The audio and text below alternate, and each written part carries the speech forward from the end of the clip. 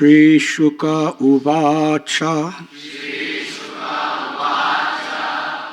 Nisham Yavacham Badato Mune Punyatamam Nripa Bhuya Paprachakorabhyo Vasudeva Kathadritaha. Sri Shukadev Goswami said, O king, after hearing all these most virtuous topics from the sage Maitreya, Vidura inquired further on the topics of the Supreme Personality of Godhead, which he adored to hear. Purport by His Divine Grace, A.C. Bhaktivedanta Swami Prabhupada. The word adrita is significant because it indicates that Vidura had a natural inclination for hearing the transcendental message of the Supreme Personality of Godhead. And he was never fully satisfied, though continuing to hear those topics. He wanted to hear more and more so that he could be more and more blessed by the transcendental message. Today we are reading from Srimad Bhagavatam, Canto 3, Chapter 13, entitled The Appearance of Lord Varaha. Text 1. Hare Krishna. I am very grateful to be with all of you today.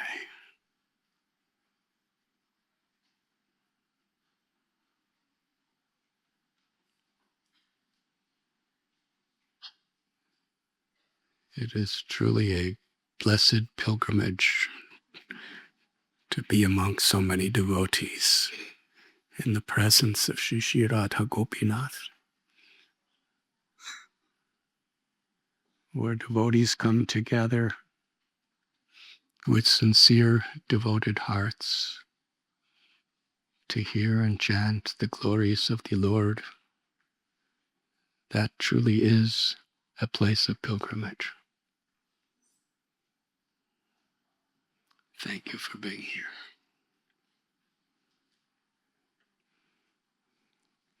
That is the subject of today's verse.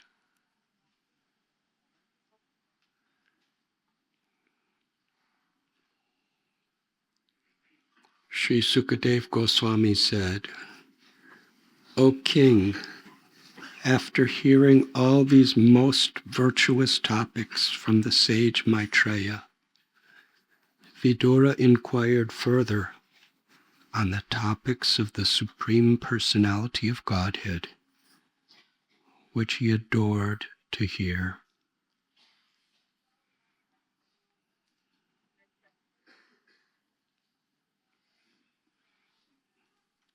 In the third canto of Srimad Bhagavatam, leading to this verse, we find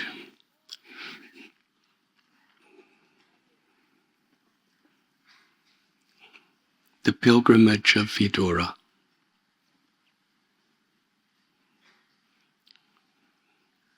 Today we are discussing how he's hearing the topics of Lord Krishna, Vasudeva Katadrita, with great happiness.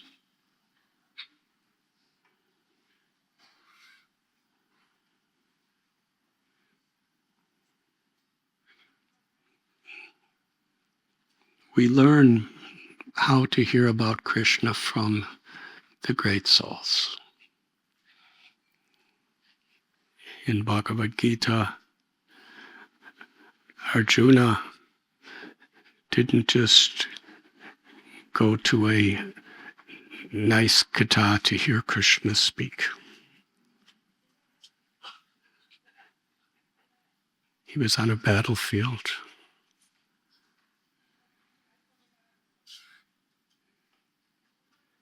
And what led him to that battlefield? His father died. His mother brought him to a kingdom which belonged to his elder brother. And yet,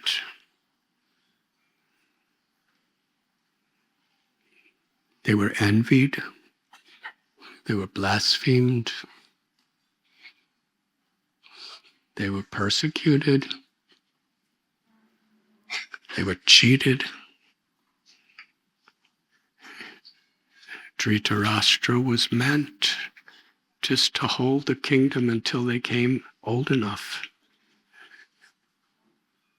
There was no moral justification for him to do anything else. And then they were exiled to the forest for 12 years. And it was assumed by almost everyone that when they come back, they would get their kingdom.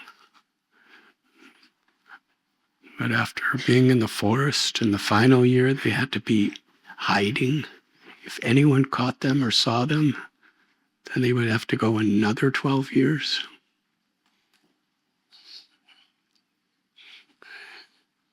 And when they came back, they were despised even more. And Arjuna, he called upon Krishna, the Supreme Personality of Godhead. And Yudhisthira Maharaj, they asked Krishna to speak to Dhritarashtra about being fair.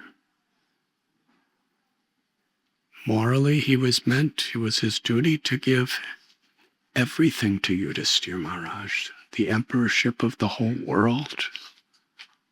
But at least give something. Duryodhana, he would not give, in his own words, enough space where a pin could pierce. And thus it was destined there would be the great battle of Kurukshetra.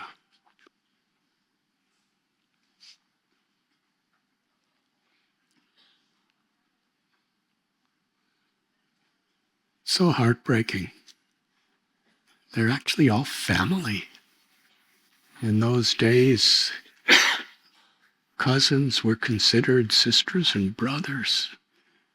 There was practically no difference. The Pandavas were Kurus. They were descendants of the Kuru dynasty. But even today, hardly anyone calls the 5 brothers Kurus. Why it's called the Kurus and the Pandavas? They're all Kurus.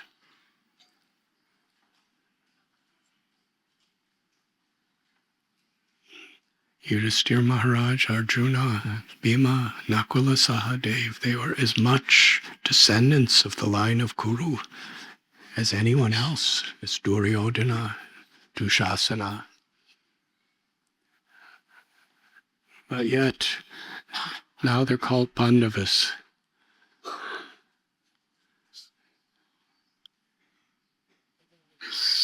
Such a divide that became the most horrible of all wars. And hardly anyone survived that war. It was only a handful of people on both sides that survived. And Arjuna, he could understand how bloody and how deadly it would be for both sides. And he didn't want to fight. He didn't want to be a part of it. But yet he was meant to be a general, one of the prominent leaders. In fact, his side of the battle was depending upon him to lead the charge of war.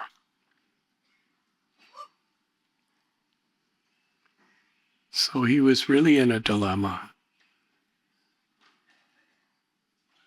Could any of us imagine being in such a dilemma?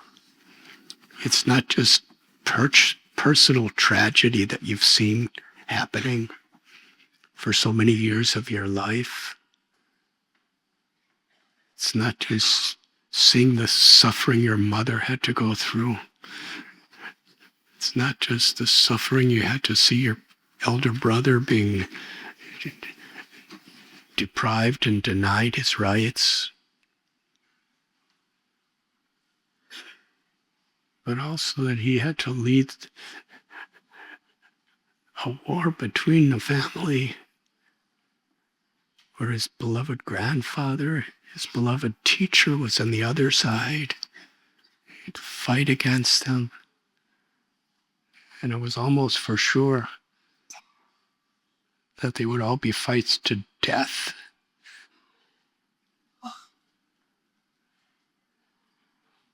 And he was actually feeling morally responsible for what was about to happen. Sometimes we're in anxiety about things, but have we ever been put in a situation like that? For such a noble, powerful, fearless, courageous warrior as Arjuna to turn white in complexion, to drop his bow, for his mouth to be dried up so he could hardly speak, tears flowing from his eyes. He gave so many arguments why he should not fight and he would not fight.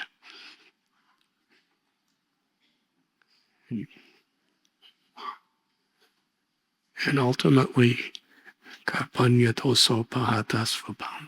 Krishna, what should I do? And Bhagavad Gita was spoken.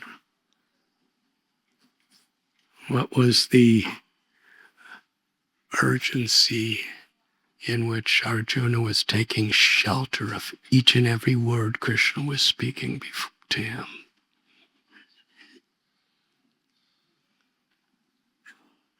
It's not that after he surrendered to Krishna and heard Bhagavad Gita that everything became really nice. Sometimes we think when we shake shelter of Krishna, when we surrender to Krishna, then things will go our way, because Krishna is the supreme controller of all controllers.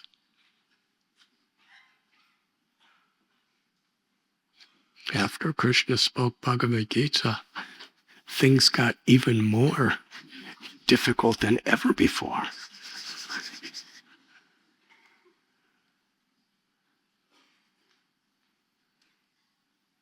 He actually had to see his son get killed.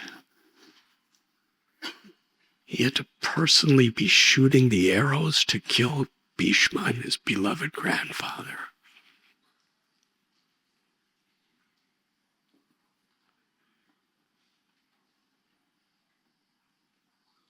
And everything else that happened. But because he heard with faith,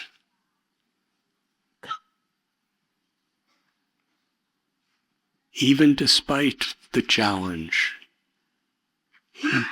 he executed the will of Krishna. What does it really mean to hear? What does it really mean to have a taste for hearing? It means the willingness to follow what we hear, to attentively hear, and then a willingness to follow. Whether it's blissful or even apparently tragic. Yes, after the battle,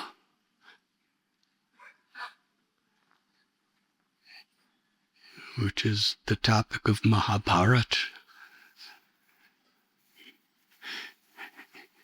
it's not that there was a great celebration.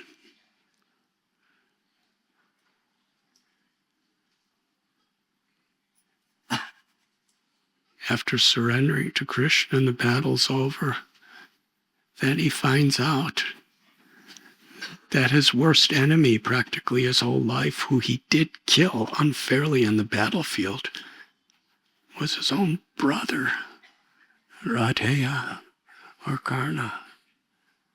Kunti kept it a secret.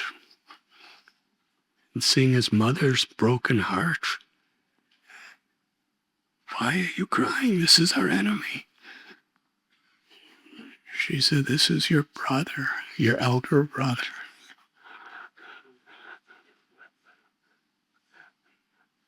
Think about this state of consciousness in which Arjuna heard the Bhagavad Gita. He was in a condition of great crisis. He totally took shelter of Krishna, was completely attentive to every word of Krishna. And then to execute Krishna's will, such a difficulty, such heartbreak. And Srila Prabhupada explained, what does it mean that he's transcendental? It doesn't mean he didn't feel the pains of all this. It means he continued his service for the pleasure of Krishna, whatever was happening. And in that love for Krishna, in that surrender, in the shelter of Krishna's words,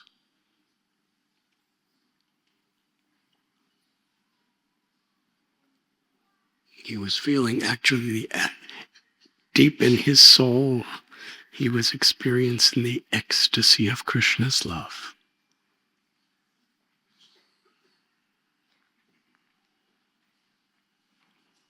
So, through this beautiful example, what does it mean to be absorbed in Krishna Katha?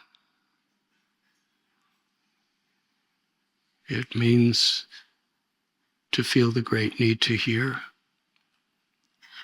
to approach Krishna or the representatives of Krishna like a thirsty person, a starving person.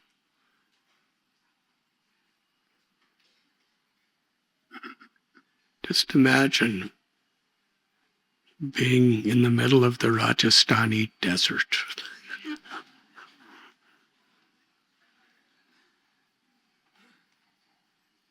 And for days and days and days, there's only the beating, blazing sun and the hot, dry sand. No food, no water. And you're given a glass of water. What would be your enthusiasm to drink? How attentively you would accept it. That was the mood of Arjuna when he heard Bhagavad Gita. He was absorbed. But that's only partial absorption. When we hear about being absorbed, following in the footsteps of not only Arjuna, but all the great acharyas, absorption means we totally have the will to follow.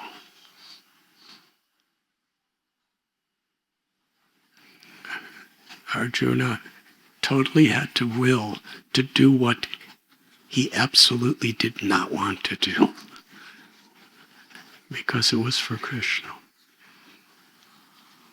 And he was going to do it with all of his might, with all of his heart and soul.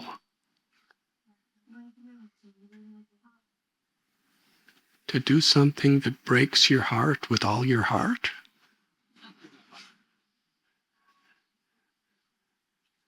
that takes great sincerity.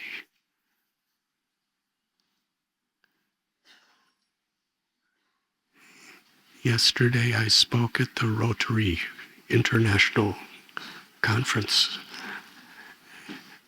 and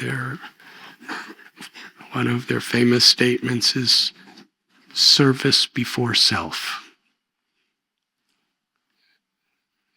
which is, the nobility of their cause. And bring that to the highest spiritual platform. We find the gopis of Vrindavan, service before the self. And we find here Arjuna, service before the self.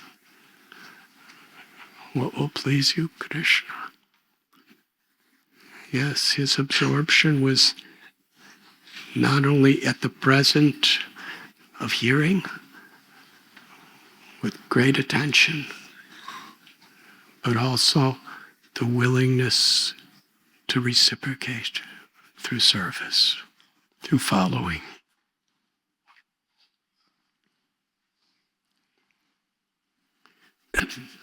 And in this sense, we can get a glimpse of what Harikatha really means. Harikatha is the most enjoyable thing for the soul. But actually, what Harikatha is, why is it so enjoyable to the soul? Because in giving oneself truly to Harikatha,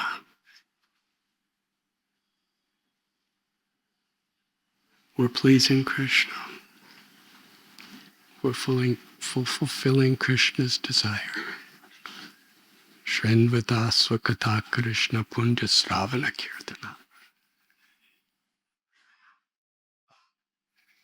When Krishna sees that we're absorbed and taking great pleasure in hearing his message, he is so pleased that from within the heart he gives himself. He cleanses all the egos and all the desires of material existence that come between us.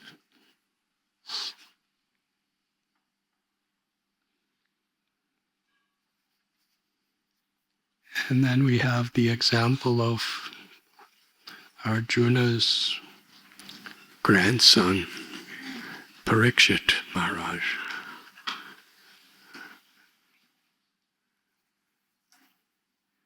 He didn't have such an easy past either.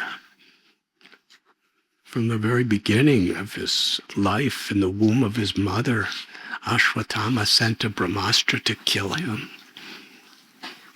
And he actually saw this blazing weapon coming into the womb to annihilate him. And he heard his mother, Uttara, crying out to Krishna to save her child. She wasn't crying out to save her. She was willing to die if it would save her child.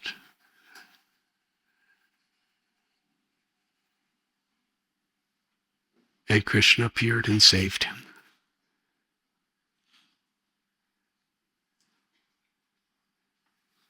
And then he was young, and Yudhishthira Maharaj gave him the throne.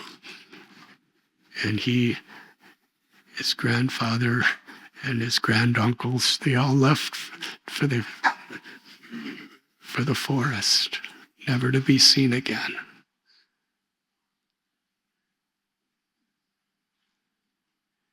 And then just for a mistake he did make, he was cursed to die in 7 days. He was at the prime of his life, too.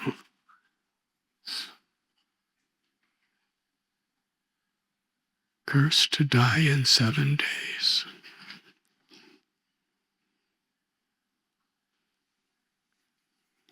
And he accepted it as the will of the Lord and the opportunity to search for the Lord.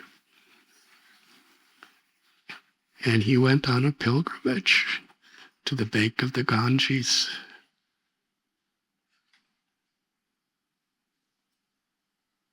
To associate with great sages and hear the topics of Krishna from him. And Sukadev Goswami spoke Srimad Bhagavatam. And there are many passages in the Srimad Bhagavatam where Parikshit Maharaj is describing how much nectar he's feeling by hearing the topics of Krishna.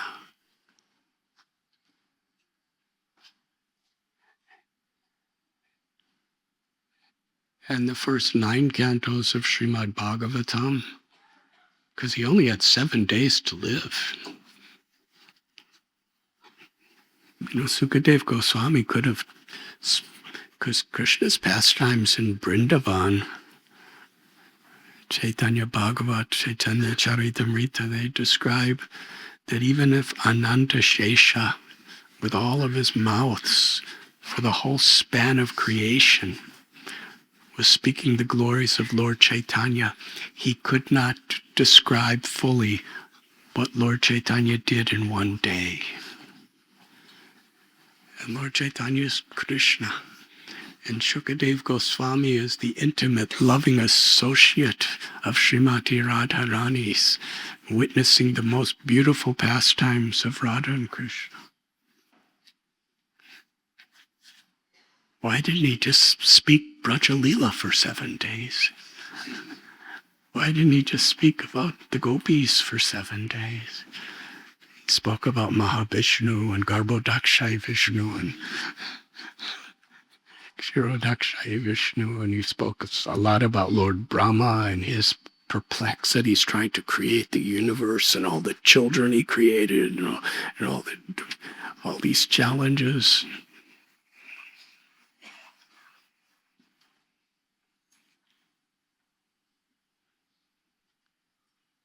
He's speaking about so many devotees, so many incarnations. And here it is, the 3rd canto. That means a couple days have already gone by, and he's come to the point to describe Lord Varahadev in great detail.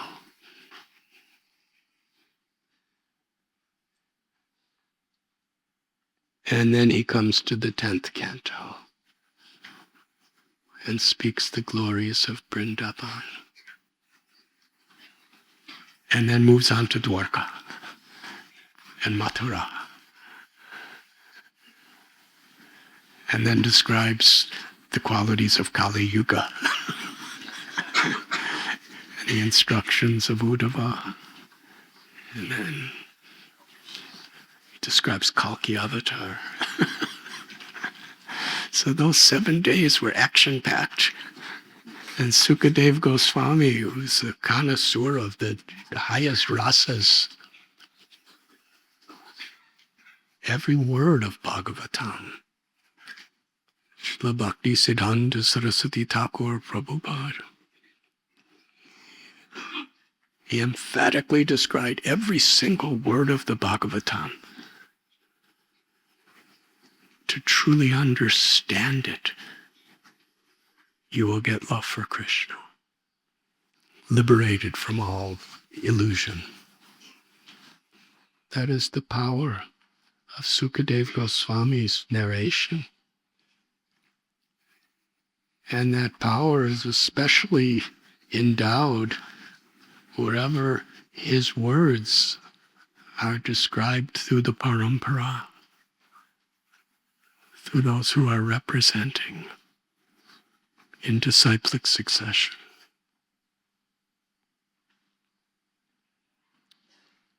And it's not that after hearing Srimad Bhagavatam for 7 days from Sukadeva Goswami and completely taking shelter of the message, completely taking shelter of Krishna, Krishna's teachings, Krishna's pastimes.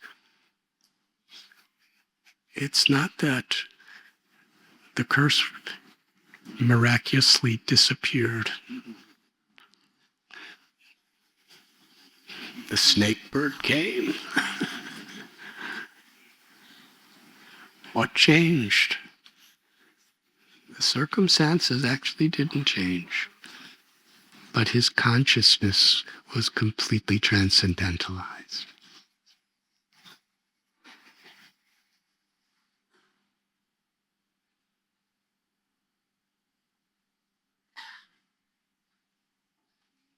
He had realized Krishna's love for his soul and his love for Krishna.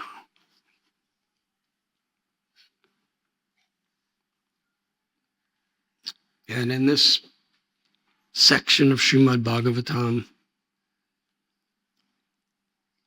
Vidura is hearing from Maitreya. And the background of this and what's about to come is also quite transcendentally revealing. Vidura was everyone's well-wisher, but he spoke the truth because he was truly a well-wisher. He saw all the atrocities to the Pandavas. He saw the terrible spread of adharma, of irreligion, because of the offenses to the Pandavas.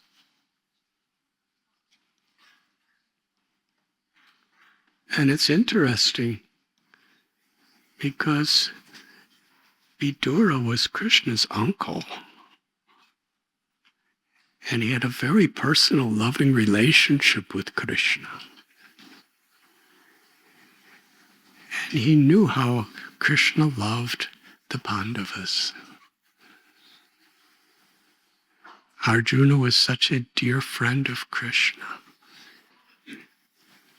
And being elder, Krishna gave honors and respect to Yudhishthira Maharaj with so much love, with so much mercy.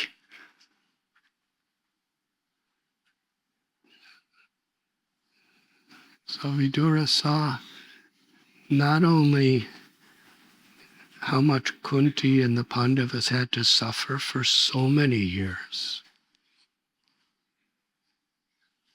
but how Krishna was so displeased by seeing it all. How much that hurt Vidura. And how his own brother, Dhritarashtra, was actually a primary cause for all this. And he actually loved his brother, wanted to help him.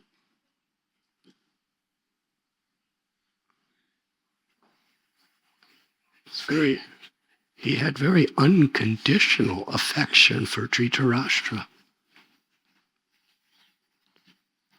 He could have left home any time. He caused Dhritarashtra great pain by speaking the truth to him. But he never gave up. And after the Pandavas returned from their exile,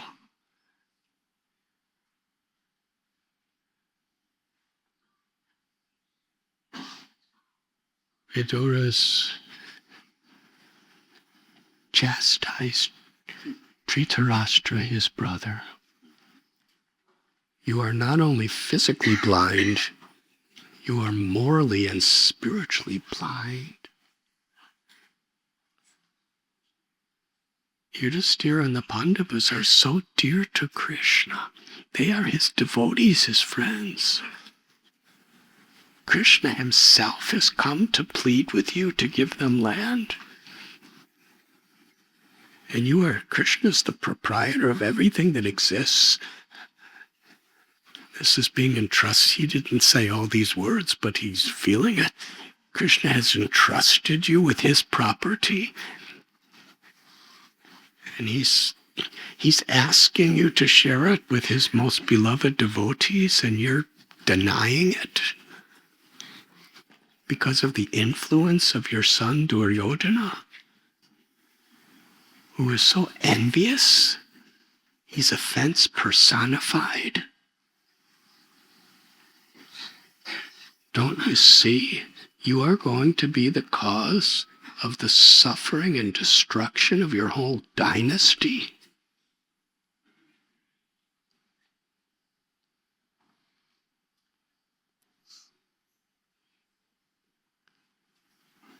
He was saying this with so much love, with so much concern. And he said it right in front of Duryodhana and Dushasana and Sakuni and Karna and Duryodhana, along with his associates, became so infuriated. Here is his senior, his uncle. Vidura is the son of Vyasadeva, very exalted position. The chief minister of his father, his well-wisher, his brother. And yet Duryodhana is so relentlessly, shamelessly offensive. His words were brutally harsh. He accused, he's doing so many immoralities. He's usurping somebody's property. He knows it belongs to Yudhishthira.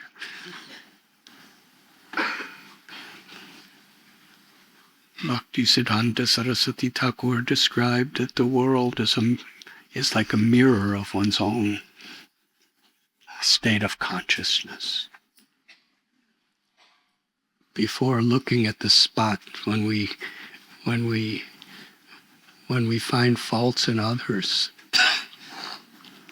we're neglecting to actually look inside and see our own faults.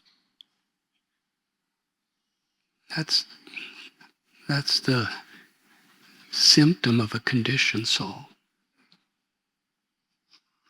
We want to blame others. We don't want to improve ourselves. He's calling Vidura the son of a kept mistress.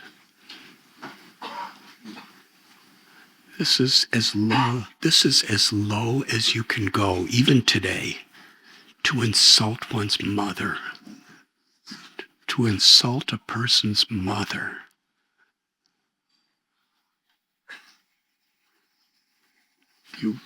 To insult a person is very painful, but to insult a person's mother, and to insult a person because of his mother, you are just a useless, discarded nothing because you were born from your mother. Similar, Dhruva Maharaj, how much it tore his heart apart when his stepmother Suruchi said, "You cannot sit on the throne of your father because you are not born of my womb. You were born of an inferior woman." That was an arrow in his heart. Insulting me because of my relation with my mother. That's quite painful.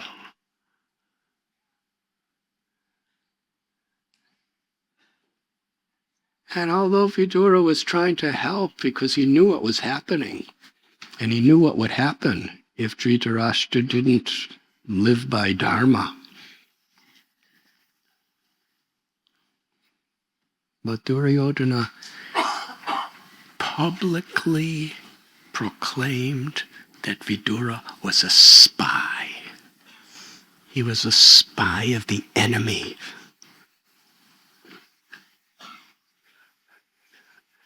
I mean, we read about it, but if we really want to be absorbed in Srimad Bhagavatam, we don't just read it, we don't just hear it, we don't just memorize it, but we also feel it. Because bhakti is about knowledge that is actually felt with our heart.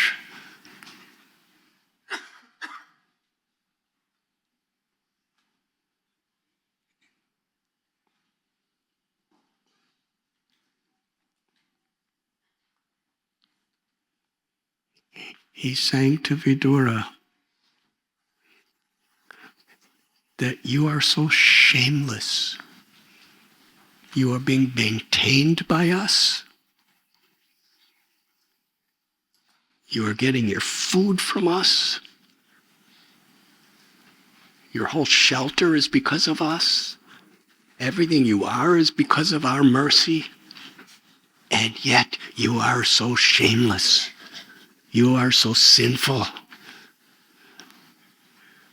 that after taking so much, instead of being grateful, you are a spy for our enemies.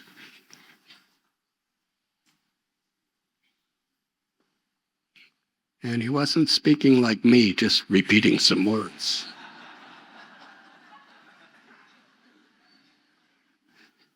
His words were like arrows, like blazing fire pouring out of his mouth with such anger and such envy and such hate. If you study those words carefully, he was deeply insulting. And then after such intensive insults,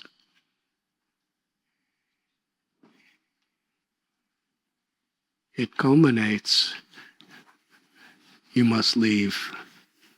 You must get out from here. You are no longer welcome in our kingdom. And all you can take is your breath. Cannot take your family. Cannot take any wealth. Cannot take an extra set of clothes. You get out from here with only your breath.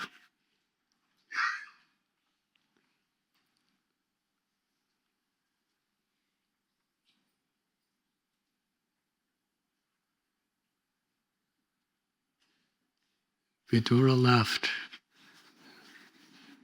and it describes he was deeply wounded by the sharp arrows of Duryodhana's words that pierced the core of his heart, it describes. But at the same time, he was happy.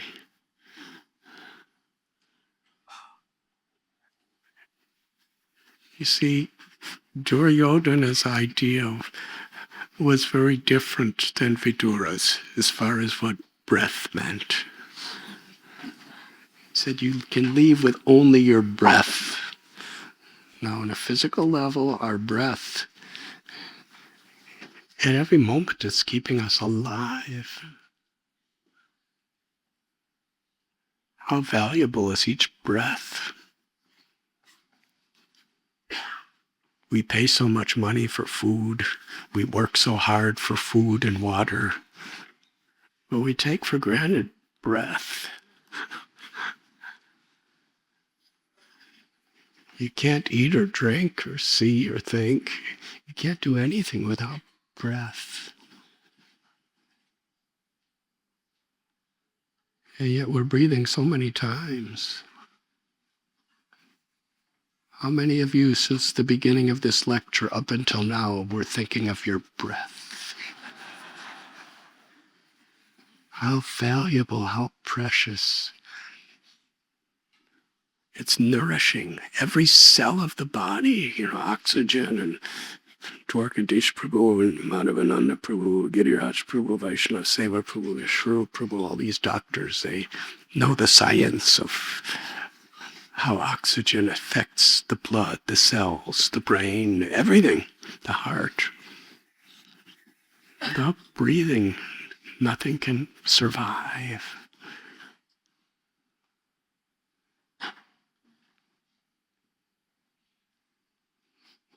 Breath is so universally the source of all life.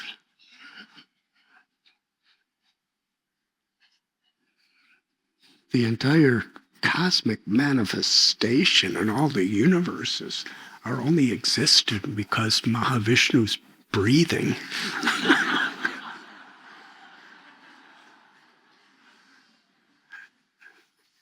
He exhales and we're all doing everything we're doing, and he inhales and we go back inside of him.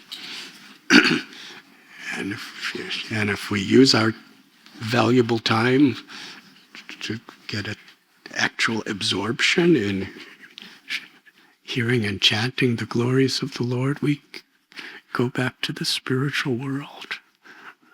Otherwise, we go back into Mahavishnu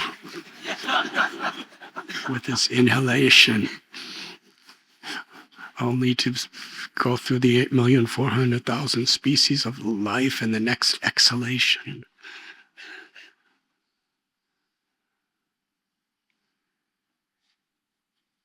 And in our little bodies, we're breathing.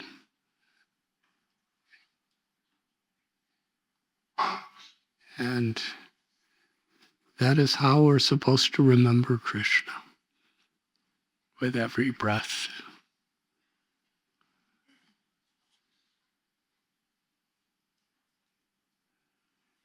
Krishna was Vidura's prananath. He was his very prananath, the Lord of his breath, the Lord of his life in every way. So when Duryodhana told Vidura, you can leave, but only take your breath. His life breath was Krishna. So he left, and all he had was not just his physical breathing through his lungs and nose and all that stuff. He left with his life breath, Krishna.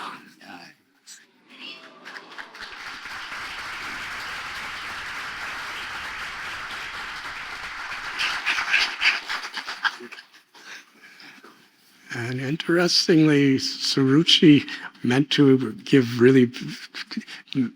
torment Dhruva by saying you should go and worship the Supreme Personality of Godhead because you were born of an inferior mother.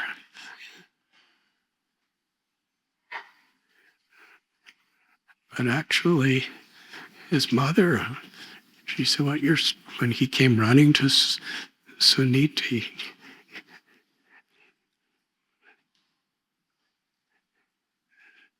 his mother said, what your stepmother's saying is true, actually. You need to take shelter of the Supreme Lord. And he did. And he found Krishna. He left home. He left home to seek the Supreme Lord. And it was actually the advice of his stepmother, who was his enemy, trying to deprive him. So Duryodhana, he said, you leave with only your breath. So he left with only Krishna, his life breath. Praneshwara. And he went on pilgrimage. And even though it describes his heart was pierced to the core by these harsh words, there's a lot of similarities with Dhruva. Part of the pain of Dhruva, not only Suruchi insulted him to the core of his heart, but his father did nothing. And similarly, Vidura gave his whole life, practically, to helping his brother. Out of love, out of affection. It was hard for him to do what he was doing, to try to somehow or other give his brother a chance, because he was the only well-wisher of his brother, Dhritarashtra.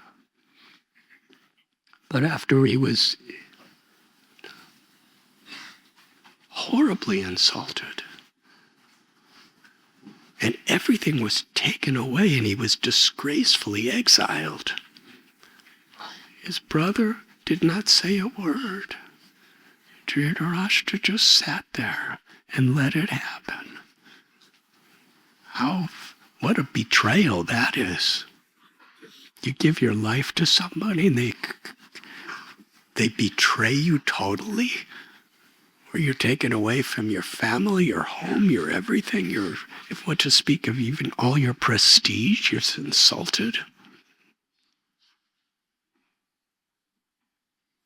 Dhritarashtra could have said, actually, Duryodhana, he's my brother. He's my well-wisher. He knew it, but he wouldn't say it because of that association.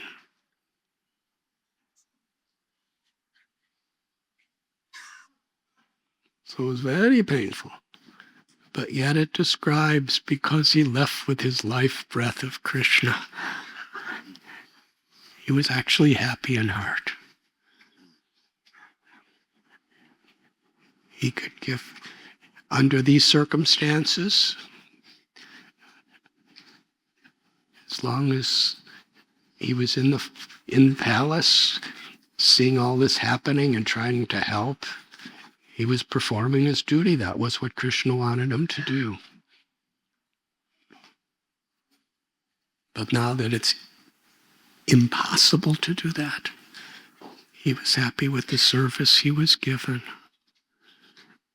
Just going on holy places and remembering Krishna and praying to Krishna. And he went on pilgrimage. It is described that he was dressed like a beggar, a mendicant. And he was going to very remote places. It was a pilgrimage. He was just searching for Krishna, absorbed in Krishna wherever he was. And he dressed in such ways that none of his family members or anybody would ever recognize him. Nobody knew where he was. He wasn't on Instagram.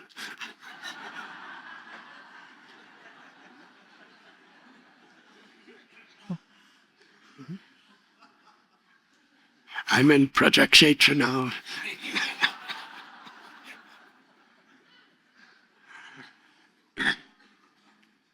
Except for Krishna, no one in the universe knew where he was. He was wandering alone in seclusion. He had no one to talk to. But he would go to holy places, and he would remember the Lord and worship the Lord, and secretly associate with the great sages and sadhus and devotees. And years went by. We go on a yatra for a couple of weeks, then we come home. He had no home to come back to.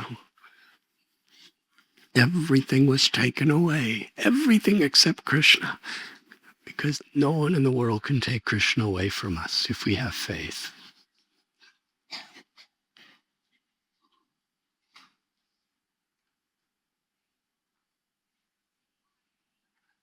So with a grateful and happy heart,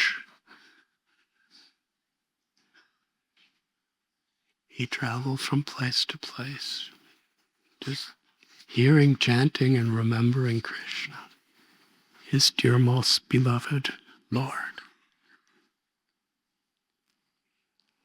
And interestingly,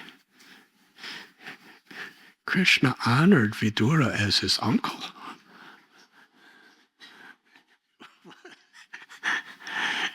And yet, Vidura was totally surrendered to the loving service of Krishna in any situation.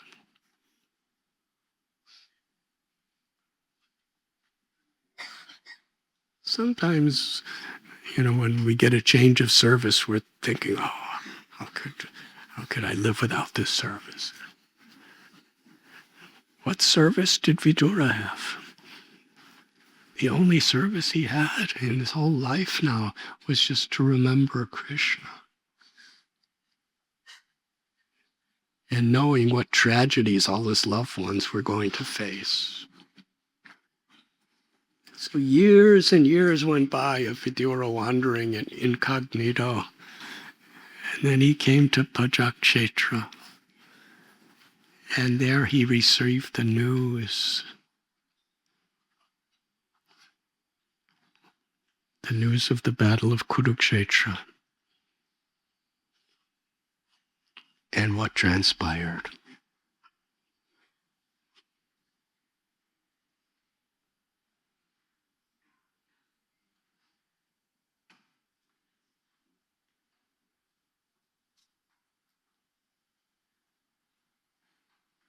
He actually came back at a certain point to help Dhritarashtra.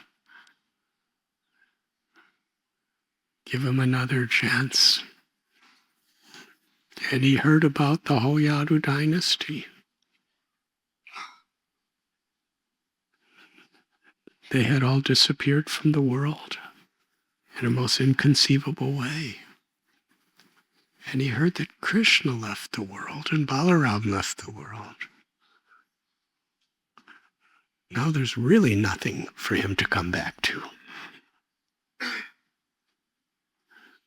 But he was so shocked to hear it. All he could do is remember Krishna in separation.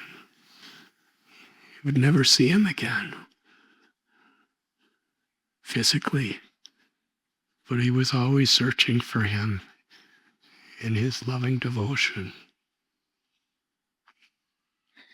And he carried on with his pilgrimage in this way. And ultimately he came to the river Yamuna. And there he met Uddhava.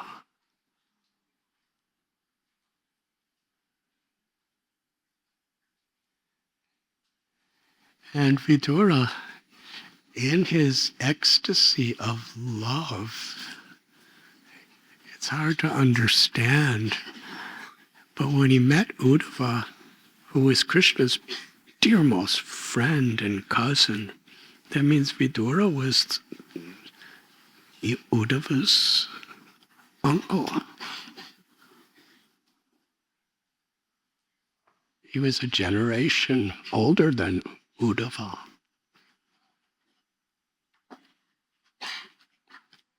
And Vidura, because he had not seen anybody from the Yadu or the Kuru dynasty in so many years, he was inquiring from Uddhava about each member of the Yadu and Kuru dynasty.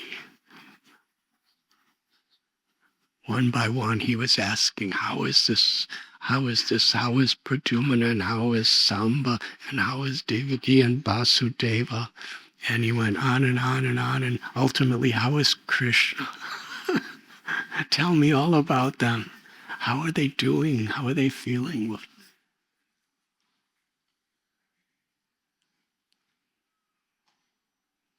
He already knew, but something in his heart just couldn't accept it. He was asking in the present moment for news.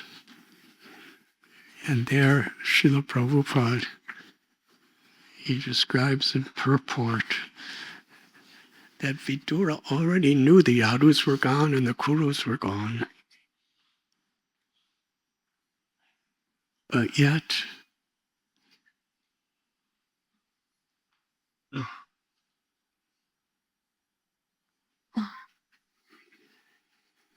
his questions were psychological, not practical. I'll repeat Prabhupada. He said his questions were psychological, not practical. That's very deep, this idea of psychological, as Srila Prabhupada is. We talk about psychology on so many levels. But this psychological feeling of Vidura was based on his bhava. It wasn't just coming from his mind, it was his heart, it was his love, it was his ecstatic love and separation.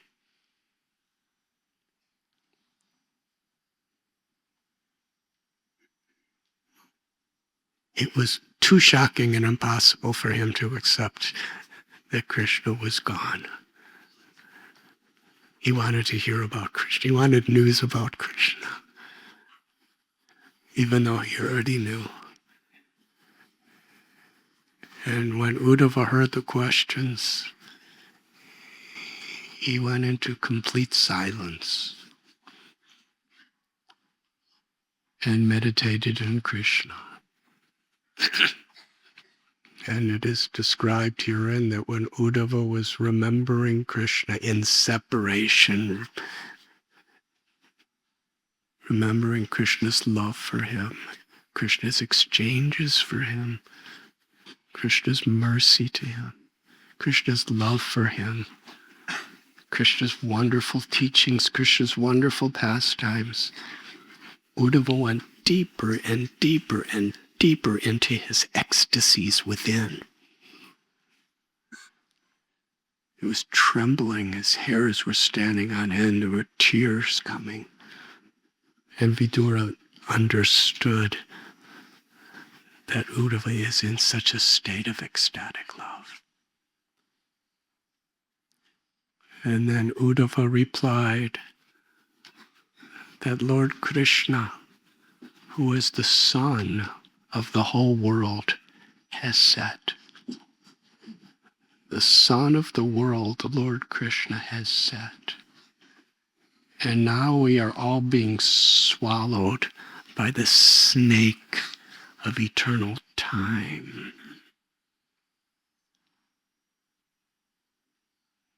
What shall we do?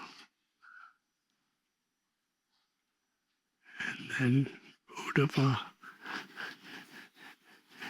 for many chapters of Srimad Bhagavatam, was expressing in separation his love for Krishna.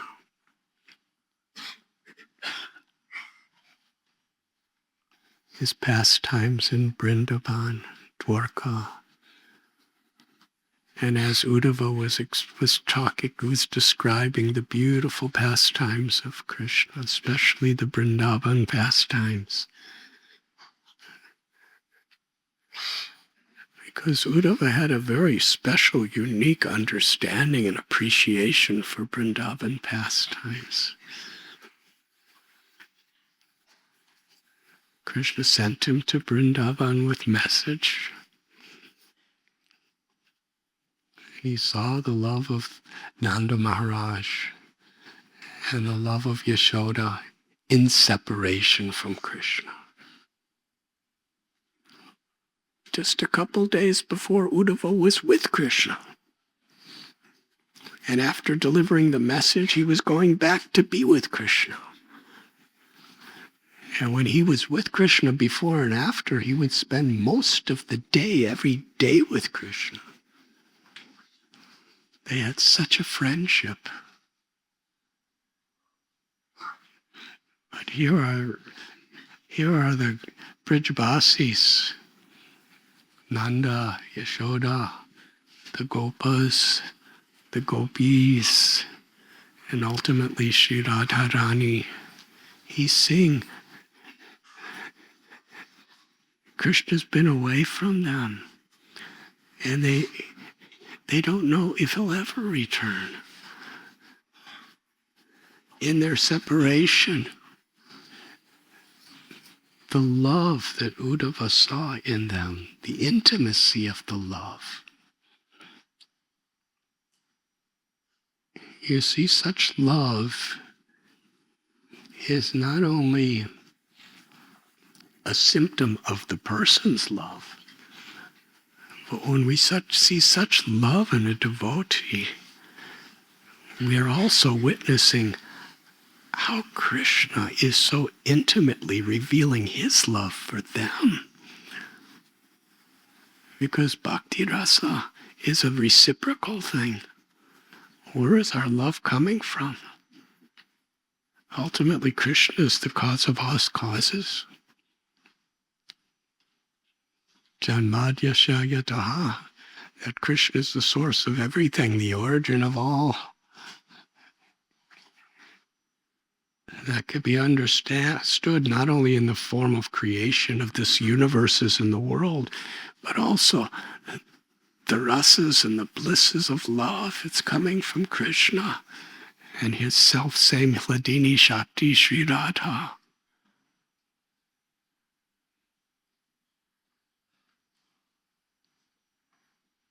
When Uddhava witnessed the love of Radha, he was also witnessing Krishna's love for her.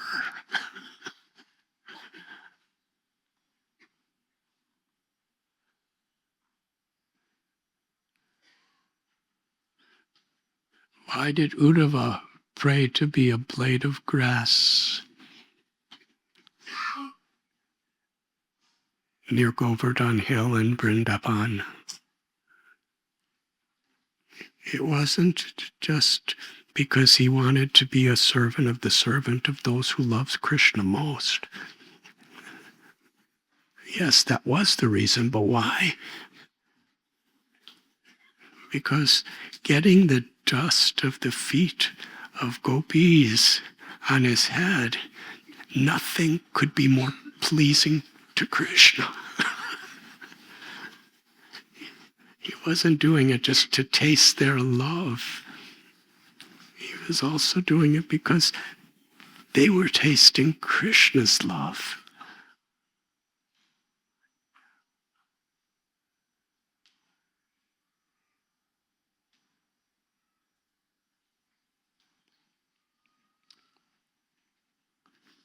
And ultimately he stayed in Vrindavan for some time and returned to Krishna. And he was a completely transformed person. He was the best friend of Krishna who now had the deepest understanding of what it means to love Krishna.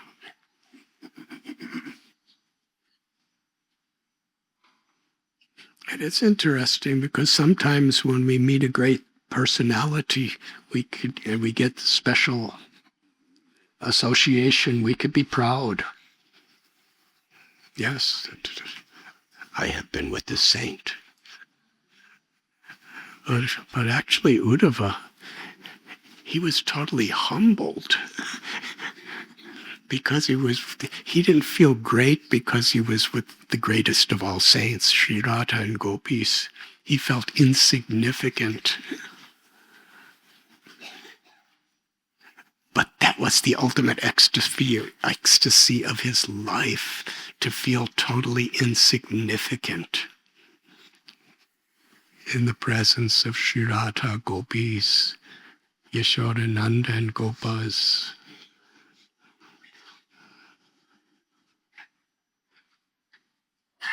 What an incredible experience.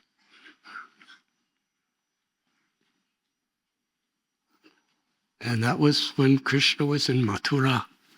And then they moved to Dwarka. And for over 100 years, Uddhava was almost constantly with Krishna. But the dimension of Krishna's awareness of his loving friendship with Uddhava was very much connected with Uddhava's feeling of complete insignificance.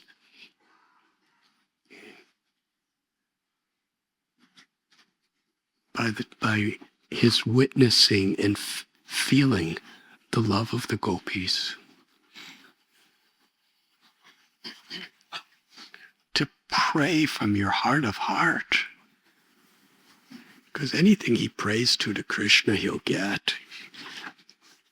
He didn't pray for liberation. He didn't pray for mystic powers. He didn't pray for anything except to be a blade of grass, to be stepped on by the gopis. How that will please Krishna, feeling oneself so humble before the love of these devotees.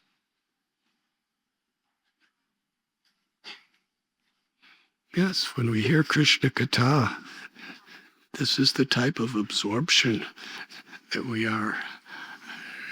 we need to aspire for.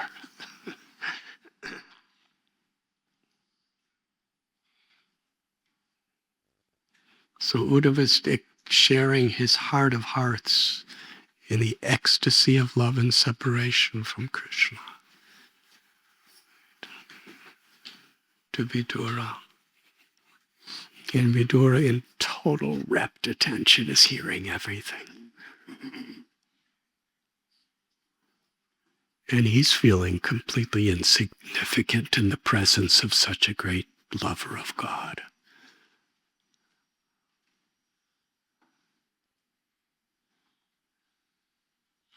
And after describing so many beautiful leelas of Krishna and such wonderful graphic, it's in the Srimad Bhagavatam 10th canto is the beautiful story of Krishna's Vrindavan Leela. But the preface to all that is in the 3rd canto where Uddhava is sharing Krishna's pastimes in Vrindavan. And then he describes Mathura and Dwarka and Krishna's loving interrelations with devotees. And then he describes how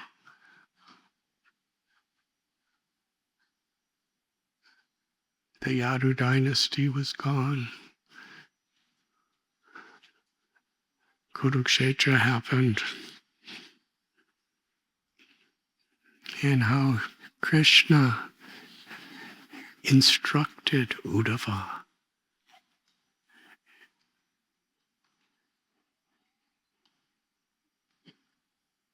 Uddhava was totally absorbed in those instructions. The Uddhava Gita.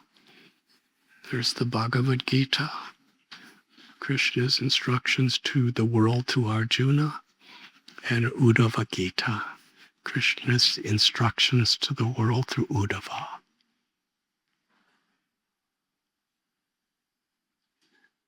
And at the conclusion of the instructions, how Maitreya Rishi also came at that time, and Krishna instructed him. And then Krishna told Uddhava that it was imminent that the Yadu dynasty was about to have their disappearance from the world when Krishna spoke to Uddhava. And he spared only him. It is described in Bhagavatam because Krishna knew that Uddhava completely understood his instructions. And he kept him in the world to instruct others.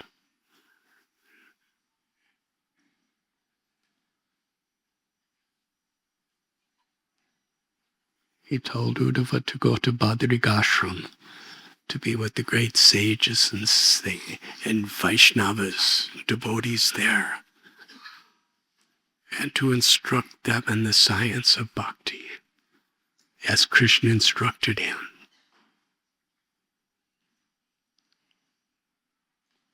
And Uddhava left, and the Yadu dynasty disappeared from the world. Dwarka was flooded. Krishna and Balaram left. Can you imagine the emotions? Can you imagine beyond the practical, the psychology of Uddhava as he was on pilgrimage. That's a pilgrimage, going to Badrikashram. So Vidura's on a pilgrimage, and Uddhava's on a pilgrimage, and they're both meeting. And Vidura asks Uddhava, please tell me, what did Krishna say in his instructions to you, the Uddhava Gita? And Uddhava said, it is my instruction to go to Badrikashram now. But Maitreya Rishi is close by.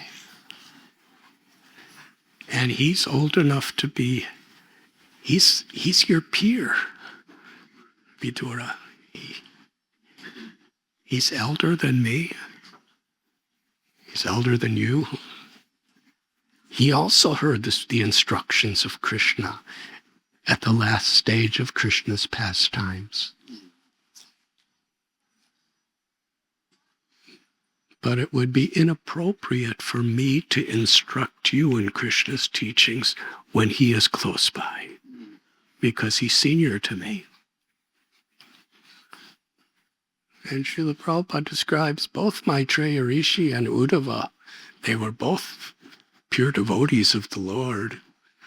They both received the mercy and blessings of the Lord. But of the two, Uddhava had the deepest, most intimate connection to Krishna. Maitreya Rishi just came at the end and heard instructions. Uddhava lived from the time he was 5 years old. He would play with Krishna. And it is described that even he would play throughout the day and throughout the night. And when you're 5 years old, you need mother's care and father's care.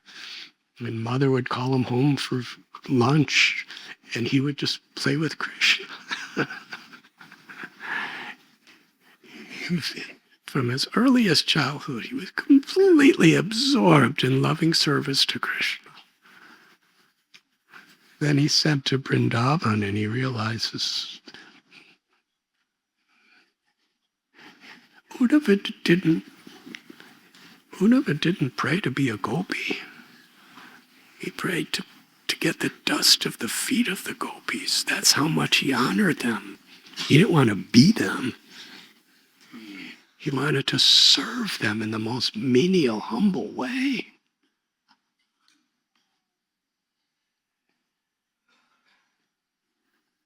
And that is very much part of why he was so very dear to Krishna. Because he was so humbled and eager to serve those who love Krishna.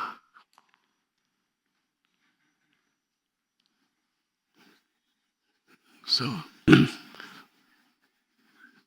the Srimad Bhagavatam, there's the Uddhava Gita. Doesn't say the Maitreya Gita. So Uddhava was more intimately advanced. But this is the quality of a great Vaishnava like Uddhava. Not only did he, the closest friend of Krishna, the person of everybody in Dwarka and everybody in Mathura and everyone in the Yadu dynasty, he had the most personal, intimate connection with Sri Radha and gopis. And Krishna's very best friend. But yet, not just as a matter of formality, that was there, but also as a matter of etiquette and his heart. He felt that he was not qualified to speak these teachings when Maitreya also heard them, and he's elder than me. He's a superior Vaishnav. It's more appropriate. You should go to him. And our acharyas and Srila Prabhupada describes this is a very sacred culture of Vaishnava etiquette, even if we're very learned and very advanced, still, if there's a senior elder Vaishnava who could give those instructions, it pleases Krishna when we honor that. So Uddhava tells Maitreya, Vidura, Maitreya is close by. If he's close by, it's not appropriate for me to give you these instructions. You go to him. He is elder. He is superior, senior. I will go to carry out Krishna's instruction in Badrikasha. And then they parted. That was in the river Yamuna. And Vidura, he comes to Haridwar on the bank of Ganga, and there he meets Maitreya Muni.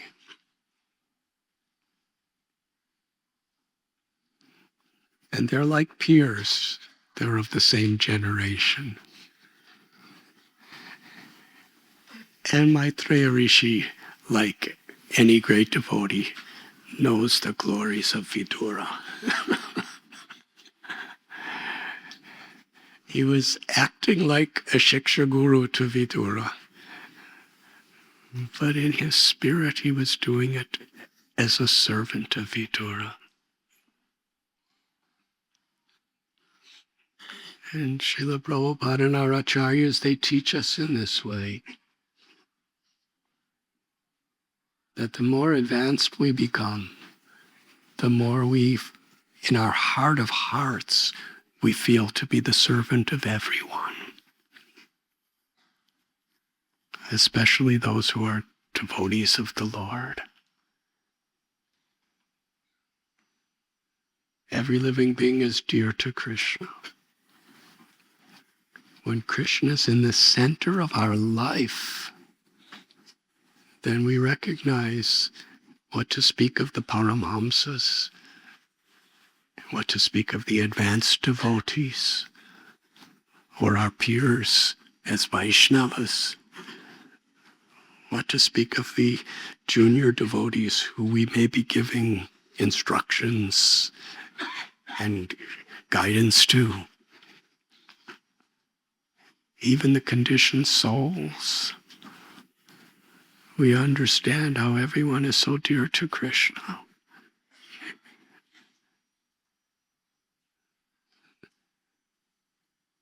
And therefore, for the great souls, we want to serve them and please them because they love Krishna so much and Krishna loves them so much.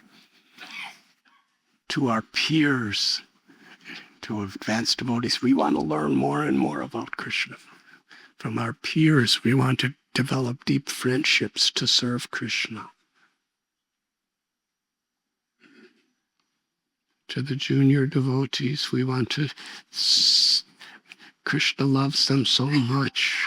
He's entrusted them to me to help them to love Krishna. In this way, I'm their servant. And to the conditioned souls who are completely forgetful, Krishna loves them. And he's giving me a chance to... Krishna's giving me a chance to serve him by awakening that bhakti in the hearts of these people. This way we're always in the mood of a servant, of a servant, of a servant. That's Vaishnava. That was the mood of Uddhava. That was the mood of Vidura. And that was the mood of Maitreya. Vidura so advanced. He had such a much longer standing of relationship. Maitreya was best friends with Vyasadeva.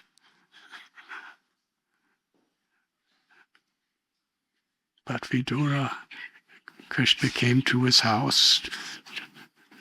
According to the legend, he came to his house to eat banana peels.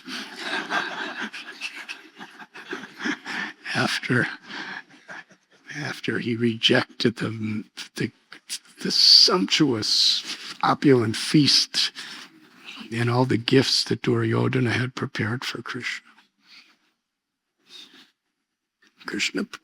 Duryodhana prepared this luxurious feast for Krishna because he wanted to please Krishna so that he could get something from Krishna. And Krishna had no interest in that. That was of course, Krishna is the Supreme Personality of Godhead, but Duryodhana had everything prepared and everyone knew he was hosting Krishna, and Krishna walked by and didn't go. It's quite an insult, actually. And he went to Vidura's house. And different versions of story, but some. Vidura wasn't even home because he didn't know Krishna was coming. Duryodhana was planning this for a long time. It's like a big major event. And Krishna just came to Vidura's house, and his good wife. There was no food. But Krishna was happy, completely satisfied with the love and devotion. So Maitreya recognizes what is the glory of Vidura's relationship with Krishna. But still, it's Krishna's will that I instruct you. And Vidura is asking so many beautiful questions. And again, Vidura is asking because he loves Krishna so much. And he just had the beautiful darshan with Uddhava, and he was hearing about the Braj Leela and the love of separation of Uddhava. But he's asking Maitreya not only because in his love for Krishna, everything about Krishna is ultimately glorious.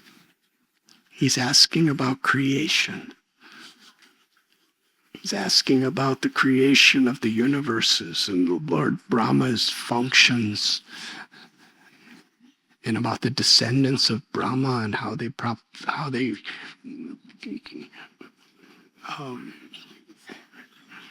made so many descendants.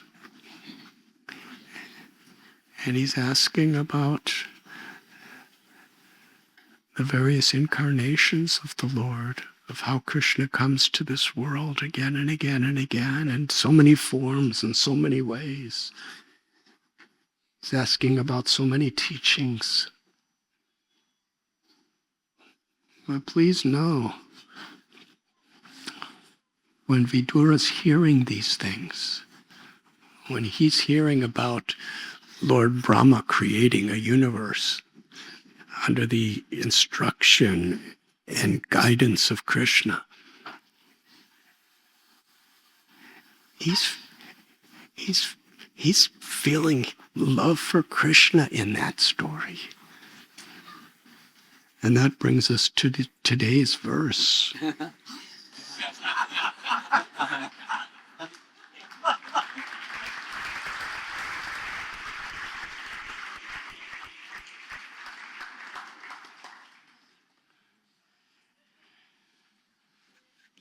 We just heard about all the different sons, Manu and Narada and Shiva and everybody that are born from Lord Brahma in this creation. And we just heard about the various Purusha avatars creating the universes and the worlds. And now Maitreya Rishi is about to speak about the appearance of Lord Varahadev. The chapter title is The Appearance of Lord Varaha. Now, what is Vidura hearing when he's hearing the glories of Varahadev? So merciful, so compassionate. He saved all of our lives. If he didn't come and save the earth, none of us would be here today.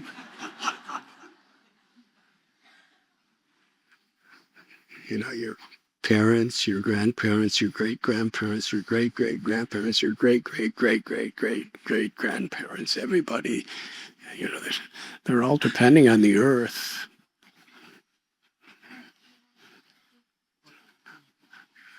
Varahadev was like the avatar for sustainable living. He literally sustained the whole ecology of Mother Earth and all living beings in the earth. And in the process, he had that really nice pastime with Hiranyaksha. But for a devotee of Krishna, he's just thinking, Krishna's doing like this. There's a beautiful story in Vrindavan at Varaha Ghat, where the gopis were chastising Krishna. And Krishna, they wanted to see Krishna's form of Varahadev. So Krishna actually manifested the form of Varahadev to the gopis.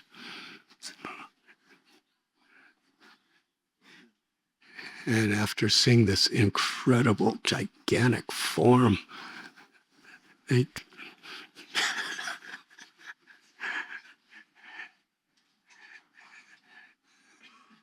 were just seeing Krishna's glories.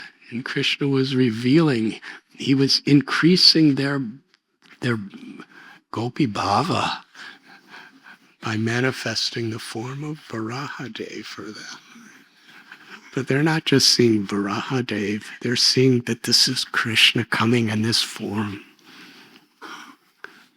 So similarly for Gaudiya Vaishnavas, when we're absorbed in Krishna and Radha Gopinath, when we hear about Varahadev, it's completely extraordinary and wonderful because our Radha Gopinath has come in this form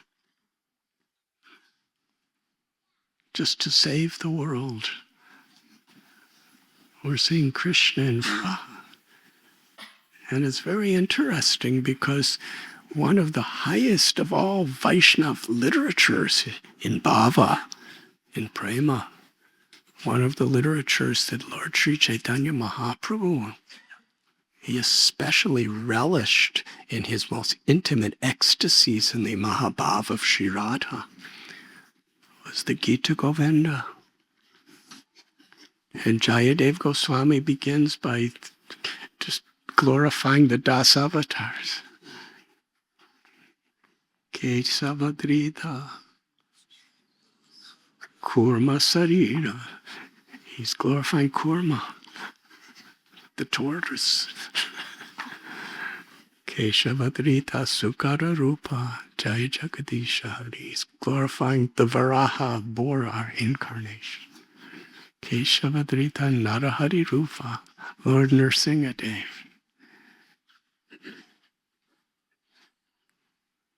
When Jayadev Goswami is singing those, while writing such intimate leelas of Radha and Krishna in Gopi Gita, he's relishing how Krishna has come in all of these wonderful forms. He's seeing the lover of Sri Radha manifesting in these most compassionate forms. And actually, unless we understand the power and the glory of the Lord and the compassion and mercy of the Lord in these various incarnations, we won't really appreciate what is the leelas of Radha and Krishna. This is the all-powerful, supreme, absolute truth, the Godhead, who could lift the entire planet Earth effortlessly between his tusks.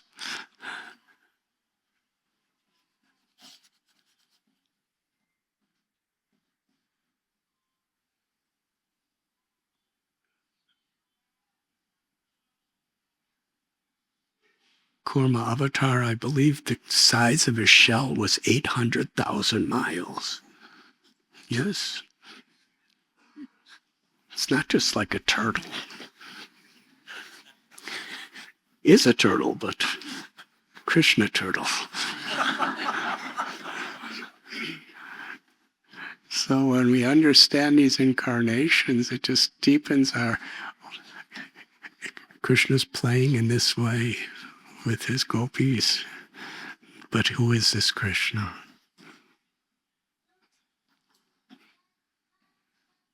Sri Shukadev Goswami said, "O king, after hearing all these most virtuous topics from the sage Maitreya," and it has mostly have been about creation, Vidura inquired further on the topics of the Supreme Personality of Godhead, which he adored to hear. Vidura said, "O sage, what did Swayambhuva, the dear son of Brahma, do after obtaining his very loving wife?" These are very... That's tomorrow's verse.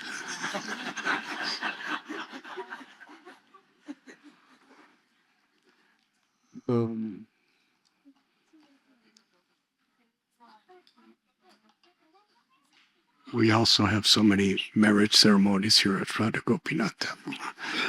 But they're transcendental pastimes of the Lord and the Lord's devotees. Thank you very much.